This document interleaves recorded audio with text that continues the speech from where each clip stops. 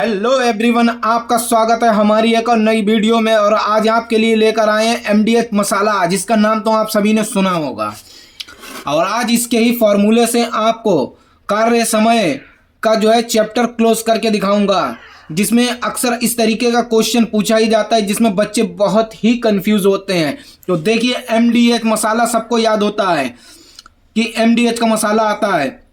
अब इसमें देखिए फॉर्मूला क्या बनता है। तो फॉर्मूला देखिए हमारा M1 D into D1 into H1 upon W1। देखिए यहाँ पर M1 का मतलब हो गया आदमी, D1 हो गया मतलब दिन, H का मतलब हो गया घंटे और W का मतलब हो गया यहाँ पे वर्क, कौन कितना वर्क कर रहा है। उसी तरीके से हम एक रिलेटेड क्वेश्चन लाए, लेकिन क्वेश्चन आपको कुछ एडवांस मिलेंगे क्योंकि एग्जाम के अंदर सिंपल क्वेश्चन तो आना तय नहीं है। तो देखिए हम लोग आज एमडीएच मसाले के जो है ना फॉर्मूले से देखिए, और इस तरीके से भी होता है। देखिए बराबर M2 into D2 into H2 W2।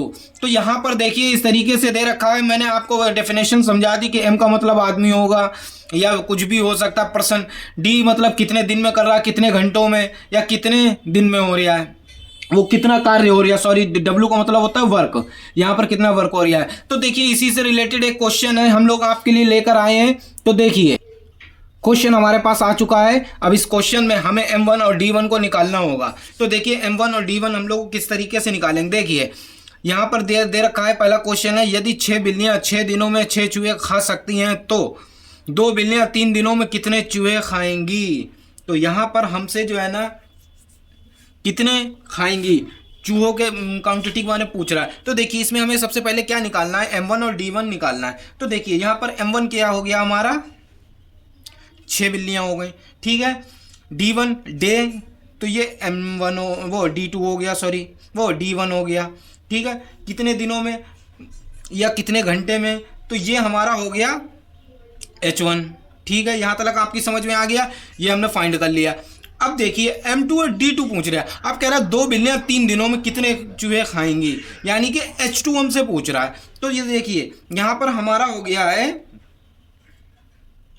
नहीं यहाँ पे हाँ दिन दे रखा है, सॉरी, ये आपका जो होगा W1 होगा, यहाँ पर आपका W1 होगा, ठीक है। यहाँ तक समझ में आ रहा है आपकी। उसके बाद जो है ना, अब देखिए ये हमारा हो गया M2, ठीक है। ये हमारा हो गया D2, H2 हमें यहाँ पे H का मान नहीं देगा। अब वो हमसे पूछ रहा है W2 का मान पूछ रहा है, ठीक है। तो यहाँ तक समझ आ गया। अब हम जो है क्या करेंगे, सबसे पहले हम अपने मानों को इसमें पुट करने की सोचेंगे। तो देखिए क्या करना है हमको, यहाँ पर फार्मूला लिखते हैं M1 into D1 into H1 upon W1, ठीक है। यहाँ तक हो गया। अब उसके बाद M2 into D2 into H2 बटे W2, ठीक है। यहाँ तक हो गया। अब देखिए मानों को पुट करना है हमें। मान हमारा पहला क्या था, 6 गुणा 6, और W1 का मान कितना है, 6, ठीक है। हम यहाँ पे W2 को जो है ना X मान लेते हैं, ठीक। यहाँ तक समझ में आ रहा है। अब M2 का मान कितना है, 2, D2 का मान कितना है, 3, और W2 का मान हमें निकालना है X। हमारा क्वेश्चन बनकर रेडी हो चुका है। अब क्वेश्चन में हमें कुछ नहीं करना, सिर्फ से ये कैलकुलेशन को करना है। तो देखिए कैलकुलेशन क्या होगी, ये हम अपना इसी तरीके से रखते हैं, इसको हम सॉल्व कर लेते हैं। सबसे पहले ये कितना हो गया, 2 3 6 अपॉन में X बटे में यहाँ पे 6 इंटू 6 बटे 6, ठीक है। यहाँ तक समझ में आ गया आपकी।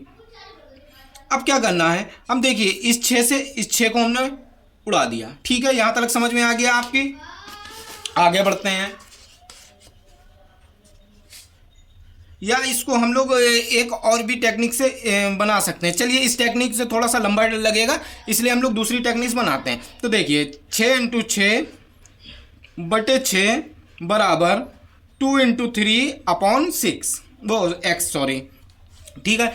इसकी कैलकुलेशन करें, 6 चंग 36 बटे 6 बराबर 6 इंटू X, ठीक है। यहाँ तक समझ में आ गया आपकी। अब क्या करना है हमको, देखिए 6 कम 6, 6 छंग 36, ये कैलकुलेशन हो गई। ऊपर बच गया 6, और नीचे बच गया आपका 6। तो x बराबर, देखिए जब हम x बराबर निकालेंगे तो क्या निकलेगा आके हमारा, देखिए जो x बराबर निकलेगा 6/6 निकलेगा। देखिए ये इससे कट गया तो x का मान हमारे पास क्या आ गया है, 1। यानी कि जो बिल्लियां 3 दिनों में कितने चूहे खाएंगी वो आपका एक दिन में